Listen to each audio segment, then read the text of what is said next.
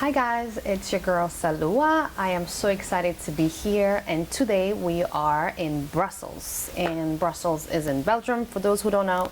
And this is also my country. And if some of you wonder why this is my country, I don't look Belgium. Actually, I grew up here, so this is my country. But I was born in Morocco, and then I lived in the US for 15 years now. So those three, Belgium, Morocco, and America, three of them are my country. So today the topic is going to be a morning routine or morning ritual. This is so important for your life and business, especially to help you stay grounded, be productive, and have the energy throughout the day to be able to run your business. So are you ready? Let's get started.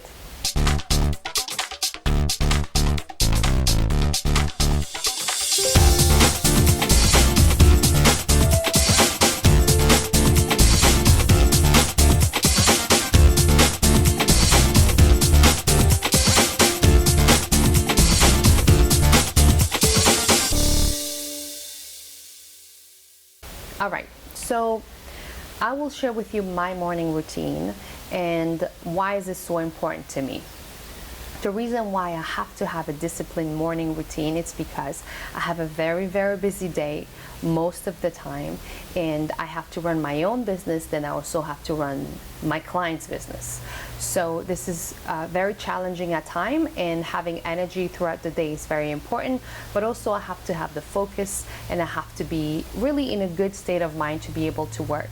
And on top of that, some of you may know that I am now on a journey of being a digital nomad. So it's even harder because I have to have steady routine to help me stay grounding wherever I'm at. I try to go to bed at 11 p.m. and I wake up at 6 a.m. For me, 7 hours is really all I need. I feel really well rested after 7 hours. Then my phone is not next to me. My phone stays in a different room, or I don't like to look at my phone right before bed, and I don't like to use my phone right in the morning. So when my alarm goes on, what I do is I had downloaded this meditative music, and that's what wakes me up. So that way it's not loud and angry. It really is soft waking up. So I really like that.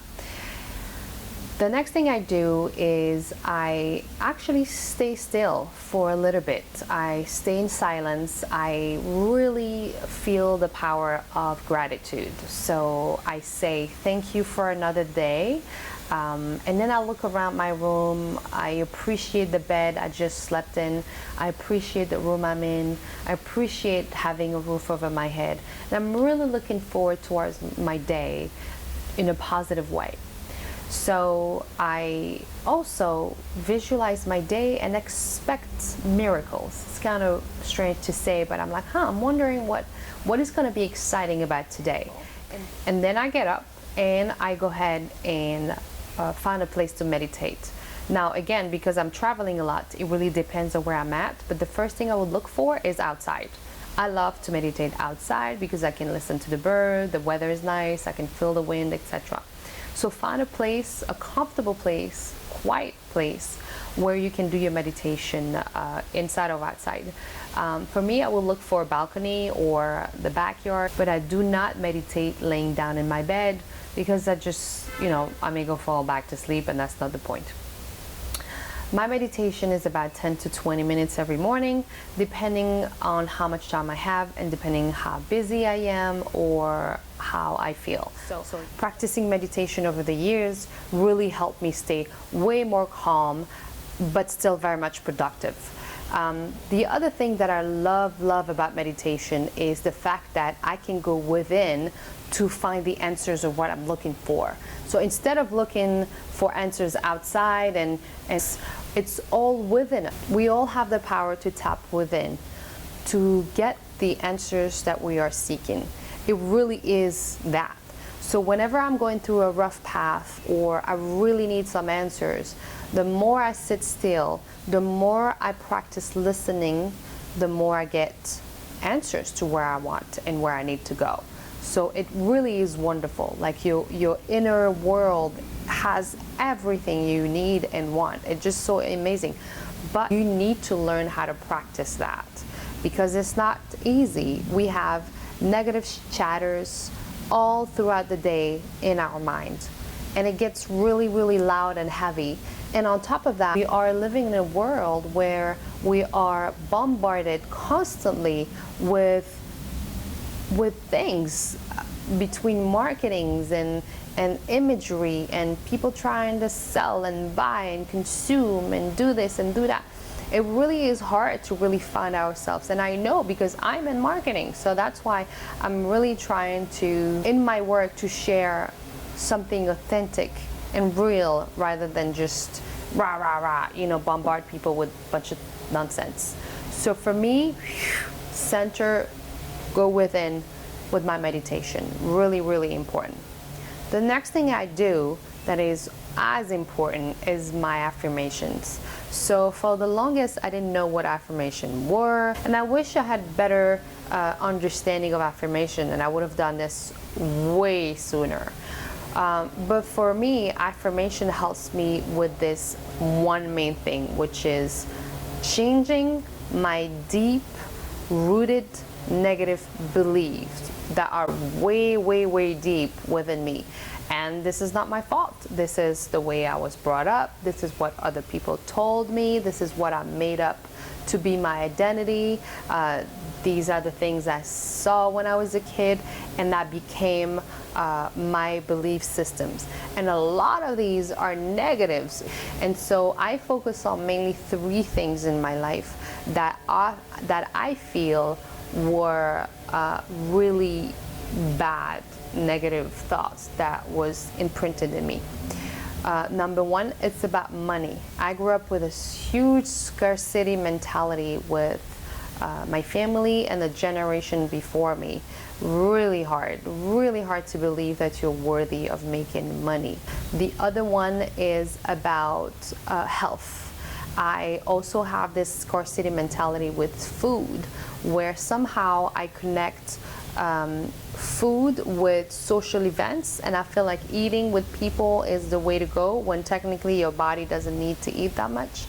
And then the next thing is relationship. I've had a lineage of ancestors who never had healthy relationship between men and women, and I never actually till this day have seen that in my family lineage.